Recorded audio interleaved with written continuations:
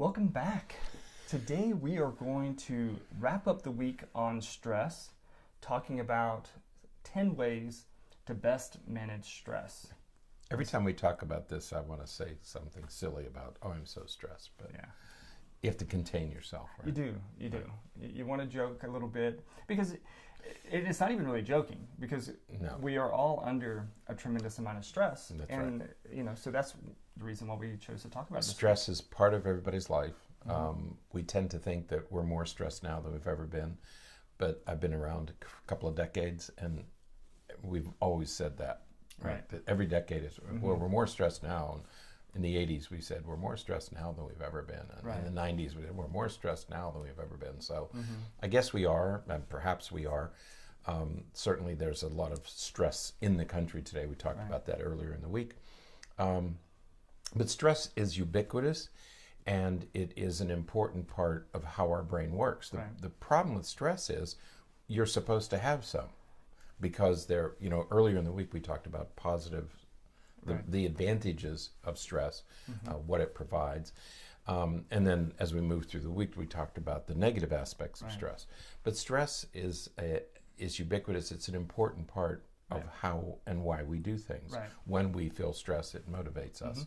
So it's supposed to be there. The problem is stress can easily overwhelm the system because our stress response system wasn't meant for chronic day in, day out, long-term stress. And that's where we get into problems. Yeah, and and it makes me wonder, as you were talking about, the decades and how every decade it seems as though we talk about being more stressed than ever before. It does make me wonder if it's one of those where people who lived 50 years ago, if they were that same age now, how would they manage the stress? Because we look back and we say, man, they went through all these adversities. People who made it through the Depression and all that kind of stuff. Those were really difficult times. Those were stressful times, right? But what would it be like for them to live now with the type of stress that we're dealing with now? It's a very different type of stress. Different type of stress, But would they be able to manage it? When was it? It was in the 80s, maybe the late 70s. When there was a TV show called The Morning After, and it's what would happen if the nuclear weapons really did go off. It was in the days of the Cold War where we had all these missiles aimed at each other. What would happen if? And that movie was about that, and it created the same. It was a national trauma for everybody to watch this TV show, and school kids were talking about it, and churches were talking about it. People lived under the stress of the imminent threat of nuclear annihilation back in the 50s, 60s, and 70s. And that was stressful. So I'm not sure, I think it's a different kind of stress. I'm not sure that it's more or less. It's a different kind of stress. Absolutely. We didn't have an internet then. That creates a stress that nobody nobody ever has experienced except right now. Is it worse or just different? And I think that now it's much more of a self-imposed stress than it ever has been because, we are intentionally exposing ourselves to some of those things. Whereas, in the 70s and even into the 80s when it was the Cold War and everything, those were threats from outside and, That's really a good point. Those were external stressors that we really couldn't do anything about. I mean, there were a handful of people in the world who had their finger on the button. Today we all have our finger on the button. The stress that we have today is really self-induced. That's a difference. So today we're going to talk about 10 tips to manage stress, and this is from WebMD, but it's a great list of strategies, simple strategies that you can do to help manage stress. And one of the things we wanted to mention right off was the issue of, because people often ask about medication for managing stress. Typically speaking, the ideal scenario is to do these things first. Exactly. You don't really want to go the route of medication until you're getting into various levels of impairment, where your stress is starting to manifest more like anxiety. That's right. When there's a continuum, and stress is on a continuum. Sometimes we feel some amount of stress that we can manage, and sometimes it becomes very difficult to manage.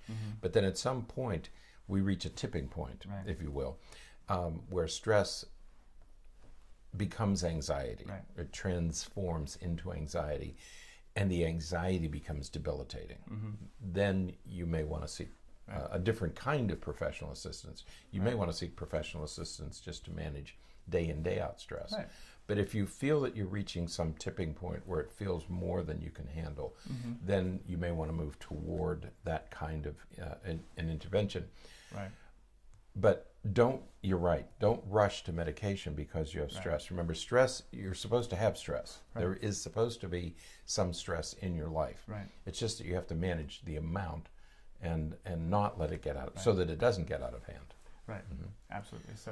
So a lot of the things on this list are things that we have certainly talked about We have.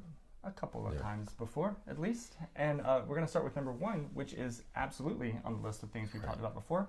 And that is exercise. Right. One of the 4 things that we talk about with everybody. Absolutely. And the exercise is a marvelous way of dealing with stress. And the way that I talk about it with patients is, when you think about what stress is this pent up energy. What better way to get rid of that and release some of that energy than to burn it off by exercising? Right. 3 to 5 times a week for 30 minutes is the most ideal situation. What is it? Say it again. 3 to 5 times a week for at least 30 minutes each time.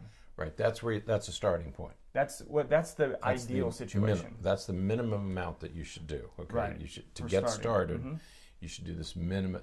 There is some minimal amount that you should do. You talk about burning it off, and you're doing that quite literally. Right. You need oxidation. Right. Right. And so when you exercise, you burn up the toxins and the accumulated debris in your body, and you got to burn that off, and you burn it off through exercise. Well, we talked the other day. The biological process is that it releases adrenaline. Right. Well, adrenaline is used when you're exercising. Right. So you're using it up, and you're benefiting from it the way that the adrenaline is meant to be That's right. meant to be used. Right. So, because if you just leave it there, it's going to cause problems. Right. So you have to burn this stuff off. Right. Okay. So exercise does that. Yeah. It also makes you tired, Right. so that you sleep better. Right. When you're exercising regularly and you get into a daily rhythm, Right. and that's what we're talking about here, is you have to set time aside for these things. Absolutely. If you're going to manage your stress, you're going to have to do it in a mindful way. How am I going to exercise? What about my sleep? Right. What about? And so the first thing is, and I guess I'm guilty, aren't I? Yeah. You and I have talked about this. Yeah. Yeah.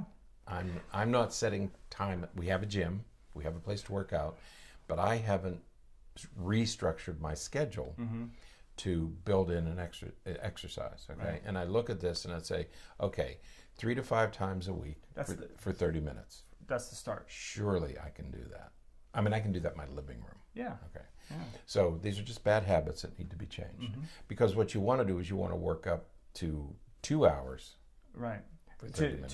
To 2.5 to 3 or 3.5 hours a week of moderate intensity exercise. And you want to make it more rigorous. Right. Each time. So yeah, you want to start small, start with something manageable, and work your way up. Yeah, absolutely. So yeah, start with something. And we've been discussing some ideas about ways to help people get started with some of that, and so hopefully, here at our practice, we'll be moving in the direction to help people. Right, and you have to know yourself. If you're the kind of person who has to just change everything immediately, for example, you want to change the way you eat. Some people will just clear out the house, clear out the refrigerator, clear out the cupboards, and say, okay, from now on, this is what I'm going to do. Exactly. Other people do it gradually. I'm going to get rid of soda first, and I'm going to get rid of this. And you have to know yourself, and you have to make these changes according to your temperament and what you know will work for you. Right. Yeah. Whether you're adding something or taking something away. Right. Yeah. The more that you extend yourself beyond what your body and what you can do, the less likely you are to stick with it. Yeah. So, when you think about, well, I'm going to go out and run 5 miles, no, that's not a starting point. Right. Okay, that's a goal. Right. But that's not the starting point. You're not going to take that first step if it's too big. Yeah. The second thing, we took a long time on that first one. We just love talking about exercising. Right. Number 2 is relaxing your muscles. Right. So stretching, getting a massage, some of those kinds of things, just to, because when we're stressed, we tend to tense up, and so enjoying something to help relax those muscles. Right.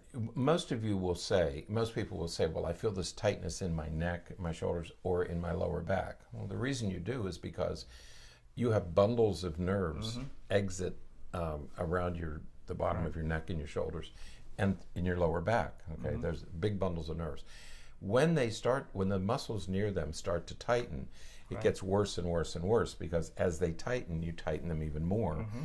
And so it's this downward cascade that you get into. So periodically relax those muscles. Do what you can to relax those muscles. Begin to relax them, and then they'll let go. They'll release. Exactly. Number 3 is deep breathing. I'm a big fan of deep breathing, because I think that it has an almost immediate effect. That's it. I do this with my soccer players. I'm coaching a under 8 team. Under 8? Yeah. So and you have them doing deep breathing? So they're 6 and 7-year-olds, and so they'll be getting ready for the game and funny. everything, and a halftime and during water breaks and stuff. And I'll say, okay, everybody's. Let's just take deep breaths, and I have these little. It's a under 8 girls team, and so I have all my girls players taking these really deep breaths and everything. That's and funny. Just relaxing and just kind of And it works. control. It works. Yeah. Well, that's it. That's the wonderful thing about deep breathing. It's immediate. Yeah. Okay, it's quick. Yeah. Whatever else you do, it takes time to exercise, relax your muscles, etc. Deep breathing you can do and get immediate relief. Right. Because again, you're bringing more oxygen into your body, and you're burning off all those toxins. Right. Yeah. So. Number 4 is eating well, and again, we've talked about our core 4 is diet and exercise. Those are the first 2, so we'll stick with that for so far. But eating well, diet, how you are fueling your body. You want to avoid simple carbohydrates and some of those things that kind of trigger some of that stress response. Yeah, you can't feel good if you're eating the wrong foods, or you're eating too little or too much, or no matter how you throw off your body system, you just don't feel good. So if you want to start feeling better, you have to eat well. Yeah. Eat the right amount and eat the right kind of foods. Yeah. Think of food as fuel. Absolutely. Absolutely. And you want to put good fuel in your body. So number 5 is slowing down a little bit. I love number 5. Yeah. Of all the things we've talked, I just love number 5. We live a busy life. You talked about it being self-induced. Yeah. Okay? This is an example of that. This is a good example. I've learned over time, you can do all of the things you're currently doing, but slow down a little bit when you do them. And one of the first ways you can do this is when you have a time where you have to be somewhere. Okay, you have to go to the airport. Yeah. You have to go. Let's take the airport. Flight leaves at 5 o'clock. You got to be there an hour ahead of time if it's a national flight. Okay. Relax at the airport. Don't take the chance that you're going to be late and that you're rushing, because then the 1 hour drive to the airport becomes a stress-inducing mess because you might miss your plane. Leave an hour early. Just go ahead and fly. Go and do all the things you're doing, but leave yourself enough time so that you don't have to worry about whether you have a traffic stop. We have to drive on I-4, this busy, crazy interstate where there's always a stop. Always. The traffic always stops on I-4, unless you're doing it at 2 o'clock in the morning. Give yourself enough time. Don't relax at home. Get to the airport early and relax at the airport. Right. Okay? Yeah. So build your schedule so that you reduce the things that are causing you stress, like not getting there on time. Yeah. Yeah. It's best sometimes to overestimate the amount of time that it takes to do something. That way you can do it at a pace that makes sense and isn't stress-inducing. Right. You talk about getting the kids ready for school in the morning. Yeah. Maybe you have to get up a half hour early. Then it's easy. Right. Then there's Easier. no rushing. Yeah. Right. There's no rushing. You have time for. Can't find your shoes, and you can't find your shirt, and you can't find your uniform clothes. Give yourself enough time to do all that stuff. Then you don't have to rush around in the morning. Absolutely. Number 6. Take a break. Take a break. Meditation, yoga. What are our 4? Diet, exercise, We'll skip the 3. And stress management. Right. Stress management, take a break. Meditation, yoga, Tai Chi. These are great ways to just slow down. So it's taking, it's slowing down, but it's taking a break and just letting your body relax and being in the moment. Whatever works for you. Right. You know, some people want to get outside and move around. I like to cook. That relaxes me. You know, if I start cooking things and have enough time. So whatever works for you. Tai Chi, yoga, meditation, walking, listening to music. You know, sit back and listen to music. Yeah, absolutely. Number 7. I like number 7 because I think number 7 is important. You don't have any. Well, I guess you do. Make time for hobbies. Do you have a hobby? I have a variety of hobbies. You have 2. What are the 2? Movies and soccer. Yes, and games. I like video games. On my Who phone. would have guessed? Yeah, Pokemon Go. It's still there. There's so many people that dumbest stop. thing I've ever heard. But it's relaxing. Is that still going on? Oh yeah. Are you still playing it? Yeah. Oh, that's too bad. Well, it's. I'm not gonna say anything. But it's. You could spend time with me instead of playing Pokemon Go. What would be better? We need to have a couples therapy Come session on, right now. come on. What would be better? Spending time with me or playing Pokemon Go? Pokemon Go. Oh, okay. You don't play Pokemon Go. Shouldn't have asked. You don't play Pokemon If you don't want Go. to know the That's answer, right. if you're afraid of the answer, perhaps you shouldn't ask the question. Yeah. No, I'm But just teasing. no, hobbies, because, you know, what it does for me, even though it is a silly game, what it does for me is it gets me out. I get to interact with people that I don't otherwise get to interact with. I get to, there's some excitement that comes with finding things that you're looking for and all that kind of stuff. So it's much the same way as people who play like geocaching and people who, you don't know geocaching. Geocaching is a really fun, my son started to get into it and I just haven't, but it's a really interesting app where people kind of hide things in different places and it's marked on a map and you can go try to find it and sometimes it'll be a little message or you take something and you leave something, but it's sort of like a scavenger hunt type of thing. But it's those kinds of things are fun because it doesn't matter, you know, there's no pressure, there's no stress associated with it or anything like that. It's just something that you do just to take a break and to relax. I like hobbies for 2 reasons. There's little hobbies like playing a video game very quickly, okay, or cooking a meal. Take a half hour to cook a meal. Cooking is a great thing. What they do, if you think of your brain as a lot of little gears, like a very complicated watch, and the gears are always spinning, you know, they're always moving. That's stress. Right. And they start moving a little fast.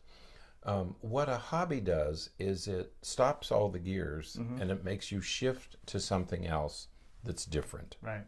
And doing something different resets all the gears. Right. Okay. Because if the gears are always spinning in the same, they wear out. Right. Okay. Absolutely. And so what the hobby does, it stops them.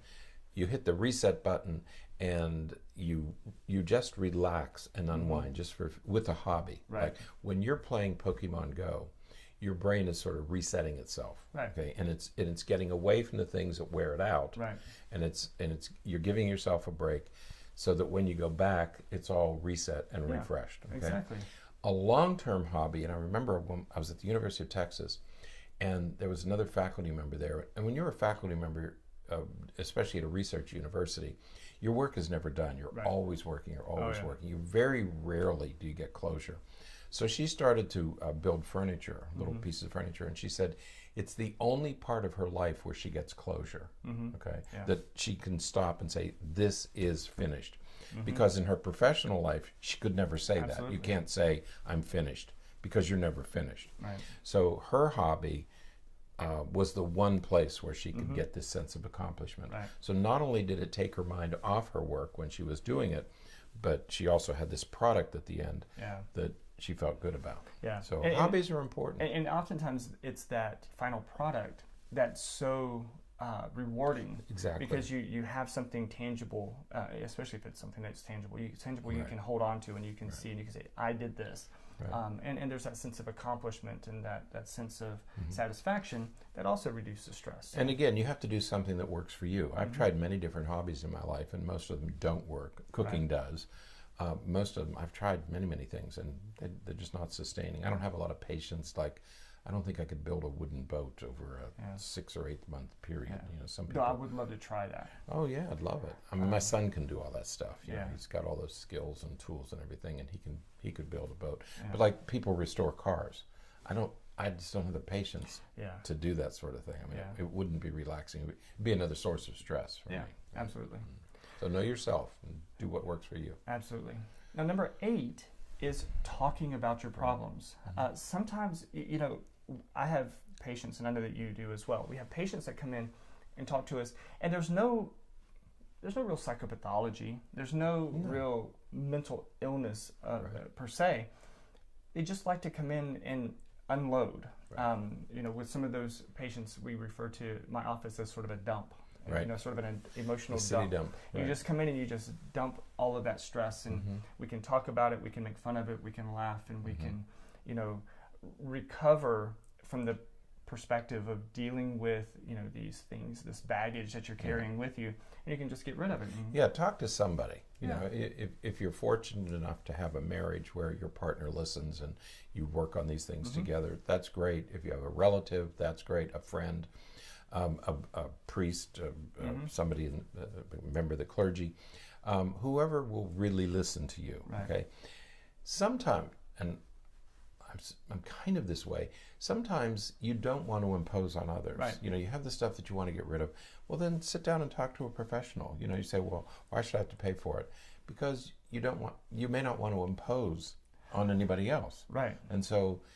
And you may want to get some advice that you can really trust. It's Right. not, some people say, well, I really don't want to tell him the truth that he's Right. being a jerk, but a professional will. They'll tell you. That's an important point, because sometimes the person that you're closest to is also a person that's causing a little bit of stress. Right. And so, Mhm. If I know that I'm going to dig a bit of a hole, I know that there are times when my wife and I may be struggling with something, and you and I can talk about it, and Right. it's just I can just Mhm. make my peace with things, because if I said those things to her, if I expressed to her in the way that I express it to you, would cause more problems. Right. But I can just get that out, And you just feel better. and then just it's like, getting okay, it out. you know what? You sort of clarify. First of all, you get rid of it. Mhm. Okay, that's the dump. Okay, Right. you get rid of it.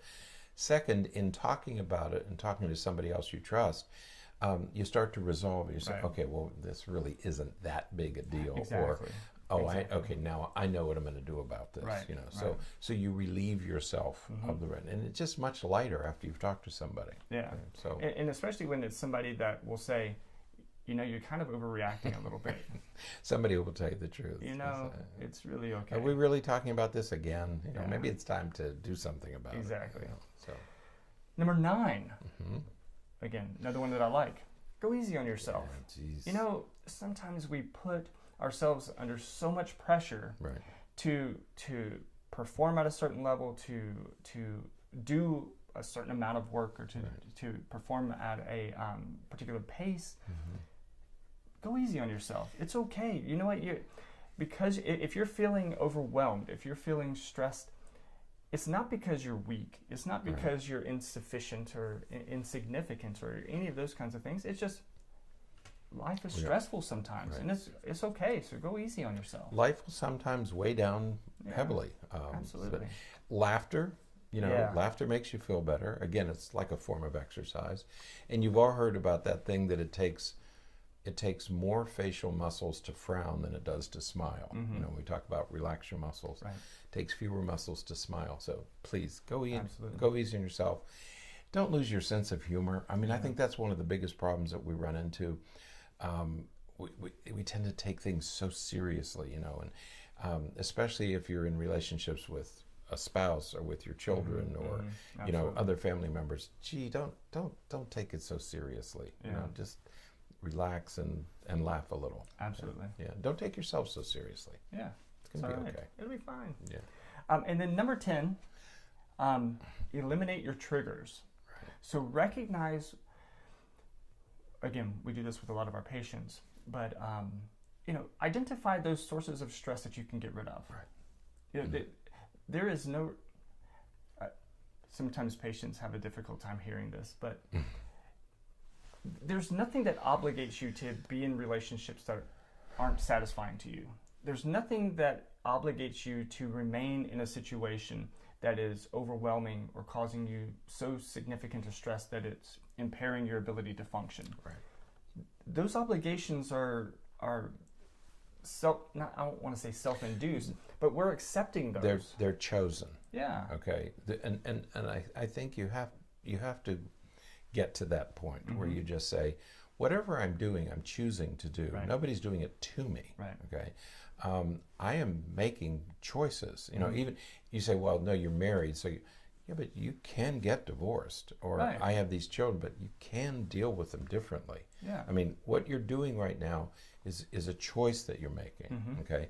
So if something isn't going right, then change what you're doing because you're in charge of your life. Absolutely. Nobody's making you do this stuff. No.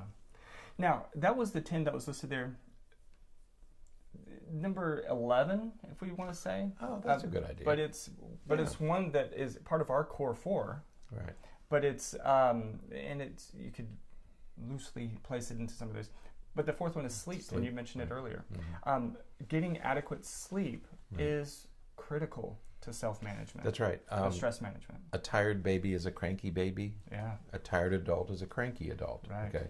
So if you're not sleeping well, right. that's going to add to your stress, and it's going to make it more difficult for you to manage your stress. Absolutely. Because you're going to be fatigued, you're going to be on edge, you're going to be a little bit out of sorts, and you're not going to be able to do your exercise schedule and eat properly, and you're not going to have the time to go home and eat properly, so you're going to stop and get donuts, or something that make you feel good. So get enough sleep. It's really, really important. Absolutely. It's critical. Absolutely. So, all right, that is it for today. Before we let you go, we're going to remind you once again of the upcoming first annual Mental Health Bloggers Conference. Right.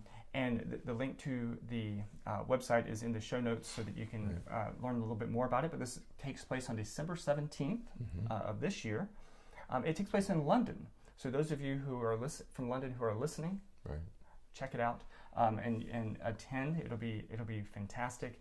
For those of you who can't get to London for one reason or another, like us, we have the miracle of technology. We are working diligently to get everything set up so that we can broadcast the conference live via the internet so that you can attend virtually. Right. You can participate. You'll be able to ask questions. You'll be able to engage just as if you were there.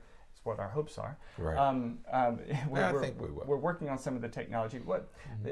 I think that the main idea is to try to figure out how to do it in a way that's not too expensive for people to be able to attend virtually. Right.